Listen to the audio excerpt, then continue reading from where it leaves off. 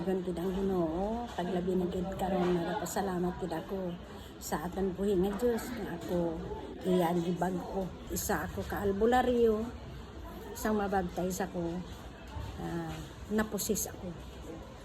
Kaga dito nakita gid sang akong hinablos nga pastor nga daw hindi na gid ako, pero sa gahom sang aton Ginoo nakalampuwas ako tungod nga wala na ako sa kagalingon ko.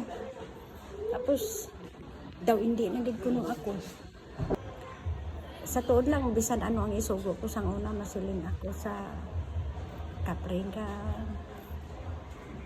ina siya disiplinahan na kay tama na kasutel. Sa tuod lang nakita gid nga ginaalsa sa sangkapre. Pero siguro ni ba din magpati may araman nga magpakita sa akon isa ka kabayo na isa ka tawo ang lawas apang ang iyang lawas tao. Pero amo lang siling nilang mga sinakpan ko. May isa man kadiwata nga babae nga nagaubay pagit sa akon. Kay masiling ako nga ayuhon namon ina nga tao maayo. Hikapon ko lang na mag-aayo na siya. Ang mga kung ano man ang magita nga mga pilas-pilas sa lawas nila daw ang kamot ko sinaang daw hindi man nga opera kay ginahikap ko man ang nakagbutangan sang bulong maayo. May mga siling nga mga katingalahan nga mga butang ang sang isa pa ako ka manubulong nakita ko gid ka pareha sini ako ang panimalay nga ina masulod ko ina makita ko ang hindi amo nga mga immortal, pero hindi ako nahadlok tungod nga mamanduan ko sila. Labi pa naman siling ko nga halin ka dira mahalin na sila. Tapos amo na gaupod na sila sa akon bisan di na ako makadto. Makita ko sila nga labi pa na sa mga salakyan amon. May salakyan man na sila nga ginasakyan nga nagasunod sa amon. Pero ako lang ang makakita. Kagang kinhatag nila nga mga gahom sa akon nga nakapaayo man ako sang mga tao. Pero ang hindi lang maayo kay dalag ko ako magsupot. Sa isa lang katawo kina-request ako nga sa Manila ako nga gin-request nga pahalinon ko atong white lady na to. Nasaka ko itong balay nga dako-dako nga ara ang white lady nga nagapakita sa ila. Di ginimo ko man ang tanan. Kada to nabadlong ko man. Madamo ako nga lugar nga nakatuan tungod nga nanginsikat ako nga bilang isa ka manubulong. May mga taga-diin nga mga lugar kadto sa akon. Tamo ko kwarta tungod lang sa ang akong pagkamanubulong. Anong ginagawa mo kung sa demon possess? Kung demon possess na siya, ginagamit ko ang orasyon. Nagagamit ako orasyon. Pero ang orasyon nga ina, amo nang siling nila nga suli, nga pangadi, nga Latin. Tapos ina siya, kung bisan ano pa na siya kakusog, kaya ko na siya nga maahi mo yung gid na siya rayon. Pag magagamit na ako sang mga orasyon nga nga mga Latin nga sa tuod lang may isa ako kalibro nga puro lang na Latin. Amo nang ginagamit ko kaya pag magamit ako sinaara ang pwersa ko. Pero gakatingalagan ko kay daw patya ko daw hindi na ako kay nasudlan ako siguro sa mga immortal.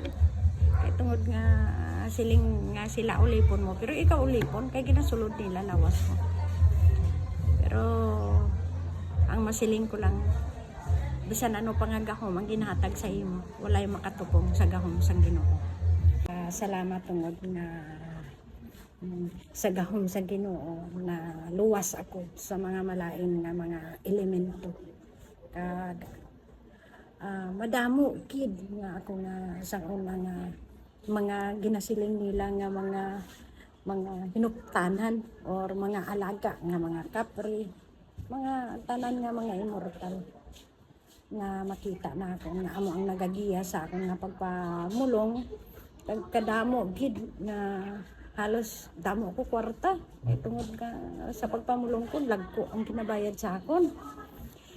Alos ang yahong-yahong ko nga ara pa ang isa ka may mga ribulto pa ako nga ginatuuhan, ginaluhod-lodhan ko pa ina. Dira ang kwarta nga kadamo-damo kay dira sila nagkabutang sang ila nga donasyon apang nagasukot ako. Kaga sa isa lang ka tao gasukot ako labi na gid kun i-request ako sang linibo. Padamo nga kwarta nga naagom ko sa akon nga bilang isa ka albularyo apang hindi gali ato tama. Sang makilala ko na ang Ginoo dito ko nga hibalawan nga siya dugid kamali ang akon nga mga ginbuhat.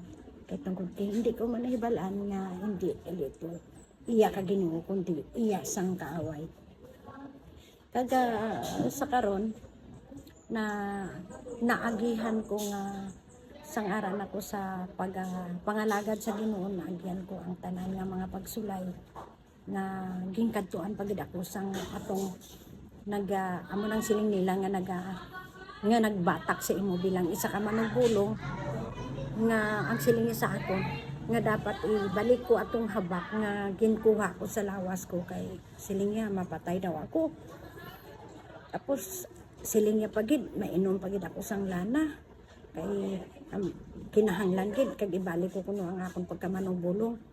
Pero wala gid ako nagpadaog nga sa matutod lang nagahibi ako. Kag nagsiling nga Lord ano ang akong paghimuon. Siguro gingamit gid siyang Ginoo ang hinablos ko nga pastor nga daw naghunghong sa akon ka nga talinga nga nagsiling nga auntie tawga ang atong Ginoo. Tawga siya kay siya ang makaluwa sa imo siling na isang akon nga hinablos kag didto ko nadumduman ang pangalan sa Ginoo nakasinggit ako nga in Jesus name sang pagsinggit ko sang in Jesus name binuyan niya ang akong kamot sa isa ka kamutong daw ginatawag nga amon nga hari-hari sa pagkamanubulong gimbuyan niya ang akong kamot kag gulpi lang siya nga magsirit pa lakat nga nagasakay sa motor. Dito ko na nakilala nga gamhanan gid ang Ginoo. Kaya wala niya gid ako pasulay sa tao nga gusto nga magabalik ako sa pagka-albularyo ko. Kaga sa matutuod lang na agihan ko ang tanan nga mga pagsulay. Tapos siling kay nablos ko dito sa nga pastor. Niya siguro si auntie to, basi ko backslide na ba? Pero sang makita nila nga sa mga picture ko nga kamot ko nagabayaw dito na nila nakita nga nakasiling siya nga salamat Lord naging bag-o mo ang akong nga auntie. Wala gid ako nagsala kang gimbutang sa simbahan sang ang UPC nga amo ang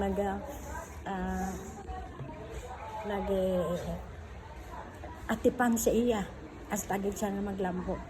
Kaya siling ko sa pilakadlaw datag man asang Ginoo sa akon ang tanan nga ginapangayo ko ba sa karon ginatistingan pa man lang ako sa matutod lang nalos nga tanan-tanan nga nakasugid man ako sa kay pastor sang sitwasyon ko sa akon nga ginaistaran. Pero ano siling ni Pastor Jerry, Sister Magdalene, dali na lang ang regalo sa imo sang Ginoo. Kay balaan mo nakita ka nga matinudanon ka. Sa tutod lang nalipay gid ako sa tunghambal ni pastor sa akin. Kag sa karon nalipay gid ako sing dako kay hara na gid man ang mga gifts sang Ginoo sa akon. Ang handom ko nga sa libro ko lang nakita nga mga view sa tutod lang nakadtuan ko. Tungod siguro ko hindi tungod sa Ginoo hindi ko na makadtuan. Hindi nakatur ako. Ang buhol nga ginatawag, hindi ko na nakatuan. Wala ko kwarta, pero nga nakatuan ko. Tungod nga, ang Ginoo basta magsiling nga, irigalo niya na sa imo, makatuan mo gid. Kag nalipay gid ako nga nakalakat ako, abot ako sa mga albay. Kagang tanan nga mga blessing kag grasya karon nga naagom ko dako kid na kon nga kalipay nga gihatag sang Ginoo. Siling ko do parehas ako kay Job nga ang tanan-tanan ginubos ni Job pag-uwa sa iya ang tanan niya nga kahamtangan, ang iya manggad ang tanan niya. Daw parehas mo sa akon kay ang tanan-tanan ko nadula man sa akon. Ang ginapungkuan ko sang una nga maayo nga pangabuhi, maayo ang kahimtangan ko. Pero isa lang gali ka piso kung gusto nga bulon. Pero kung ibalik sa Ginoo, siksik liglig at maapaw na mga blessing. Sa karon diri nakita ko na nga dako gid nga kalipay ang ginatag sang Ginoo sa akon. Tungod nga naabot ko na ang mga handom ko. Kaga labi na gid ang mga pinansyal nga nakita ko na gid nga ibalik na sang Ginoo sa akon. Kaga sa totoo lang ang tanan-tanan gid nakita ko na nga ibalik niya. Kaga siguro amo na ni nga siling sang Ginoo ihatag ko na sa imo Sister Magdalene nga malipay ka man. Kaga pasalamat gid ako labi na gid sa simbahan nga amo ang nagmatuto sa akon ang United Pentecostal diri sa Tacorong. Kag labi na gid sa amon nga mga pastor nga sa kay Pastor Jerry, Pastor Ren, kag sa tanan nga mga membro kag sa amon nanay nga si Sister Cecil. Salamat kag Sister Chacha. Salamat gid.